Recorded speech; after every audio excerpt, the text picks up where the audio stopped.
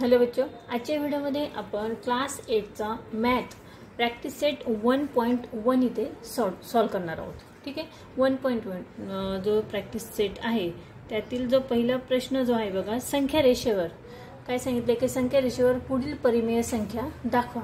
प्रत्येक उदाहरणासाठी वेगळी संख्या रेषा काढा. आता आपल्याला एक संख्या रेषा काढायची आहे. म्हणजे काय काढायचं आहे की आपल्याला ते नंबर लाईन काढून घ्यायची आहे आणि प्रत्येक एक्झाम्पलसाठी आपल्याला वेगवेगळी नंबर लाईन काढायची आहे.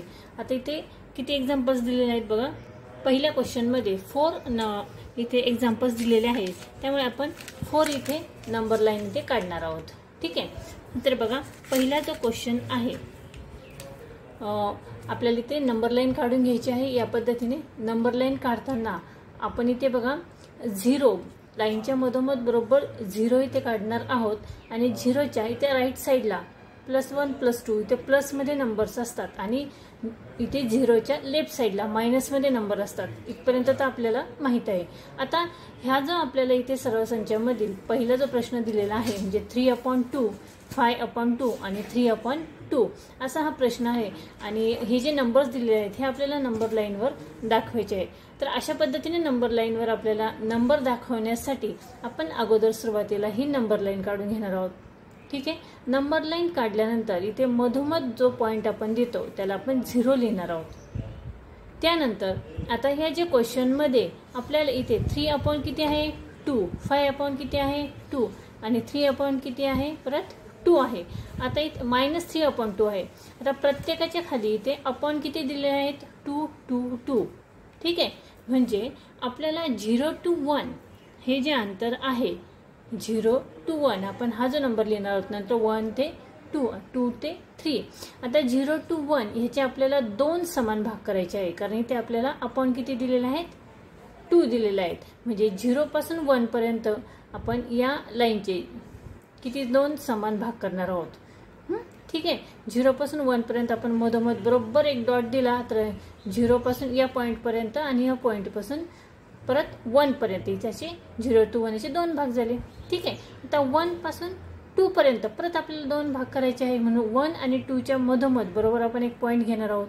तसेच 2 आणि 3 च्या मधोमध बरोबर एक पॉइंट घेतल्यावर 2 आणि 3 याचे पण बरोबर 2 सेम भाग होतात. ठीक आहे. आता याच पद्धतीने आपण इकडे मायनस जे आहे इकडे त्या पद्धतीने इकडे देखील करणार आहोत. 0 ते -1 पर्यंत आपण त्याचे बरोबर 2 मधोमध भाग करणार आहोत. म्हणजे इथे किती आले बघा 0 पासून तर -1 पर्यंत बरोबर इथे मध्ये एक डॉट घेतलेला आहे आपण. म्हणजे या 2 पॉइंटचे ह्याचे बरोबर आपण 2 भाग केलेले आहेत. -1 पासून -2 पर्यंत बरोबर ह्या डॉटचे आपण बरोबर 2 भाग केलेले आहेत. ठीक आहे. रुलर लाईन मध्ये आपण या पद्धतीने इथे आपण 2 दिलेला आहे म्हणून इथे बरोबर 2-2 आपण याचे पार्ट करून घेणार आहोत. 0 to 1, 1 to 2, 2 ते 3 पर्यंत. ठीक आहे.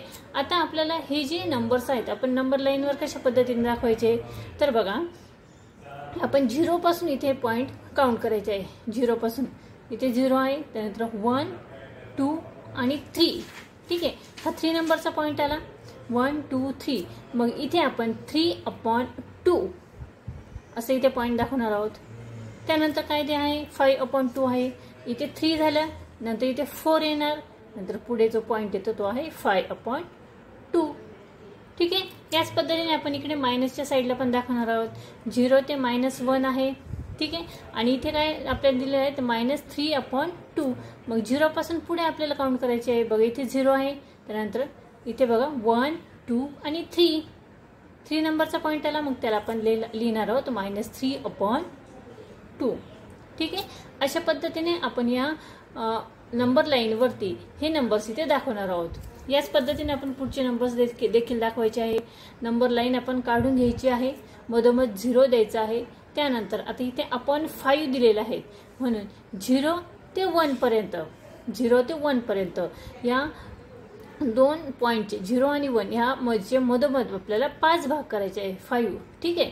इथे बघा कशा पद्धतीने केले आहे. 0 पासून परत एक पॉइंट घेतलेला आहे 1, 2, 3, 4 आणि ही ते 1 जो आहे तो 5 नंबरचा पॉइंट झाला. ठीक आहे.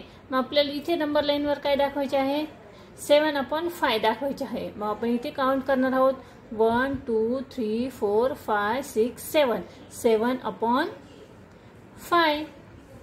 ठीक आहे. त्यानंतर आपल्याला पुढे किती दाखवायचे आहे? 2/5 -2/5 आहे. -2/5 कसं दाखवणार? इकडे पण त्याच पद्धतीने करणार आहोत. 0 पासून तर -1 पर्यंत आपण त्याचे 5 भाग करून घेणार आहोत. ठीक आहे. नंतर इथे बघा 1 आणि 2 इथे झाले -2/5 आणि त्यानंतर पुढे आहे -4/5. तर इथे बघा इथे 2 झालं, इथे 3 आणि इथे 4 म्हणजे -4/5.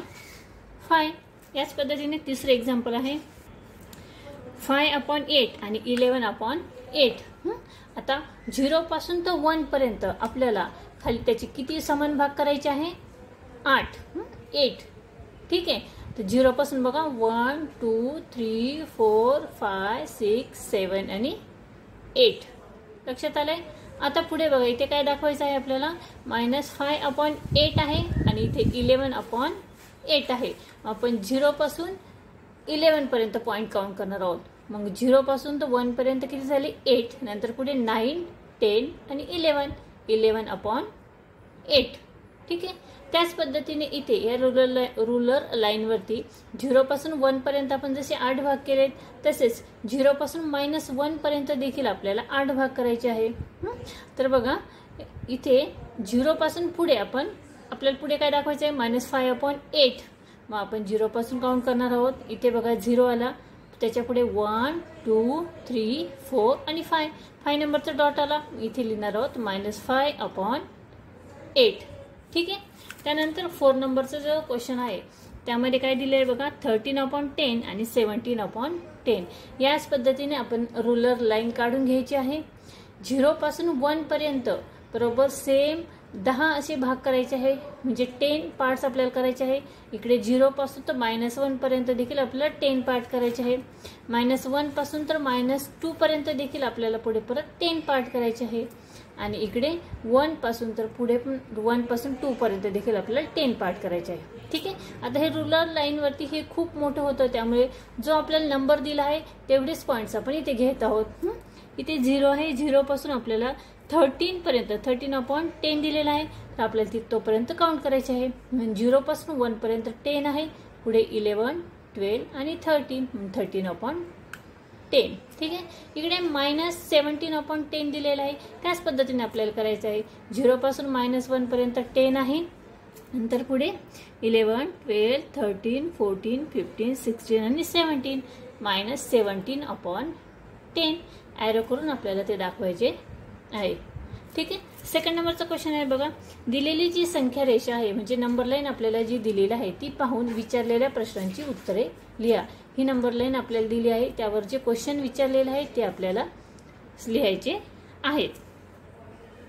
तर यात पहिला प्रश्न काय विचारलेला आहे की बिंदू बी जो आहे बघा इथे दिसतोय आपल्याला बिंदू बी, हा आपल्याला कोणती परिमेय संख्या दाखवतो, म्हणजे कोणती नंबर या नंबर लाईन वरती आपल्याला कोणता नंबर तो दाखवतोय. तर बिंदू बी जो आहे तो आपल्याला बघा इथे इथे 0 पासून तर 1 पर्यंत याचे किती समान भाग झाले आहे बघा अगोदर ते आपण बघूया. 1 2 3 4 म्हणजे खालचा जो नंबर किती येईल? 4 येईल. म्हणजे खालचा नंबर अपॉनचा नंबर किती येईल आपला? 4 येईल. ठीक आहे. आणि त्यानंतर बिंदू बी म्हटलेला आहे म्हणजे आपला तो मायनस मध्ये आहे. मग बिंदू बी पर्यंत आपल्याला काउंट करायचं आहे, म्हणून 0 पासून तर -1 पर्यंत किती झाले आपले? 4 झाले. 1 2 3 4.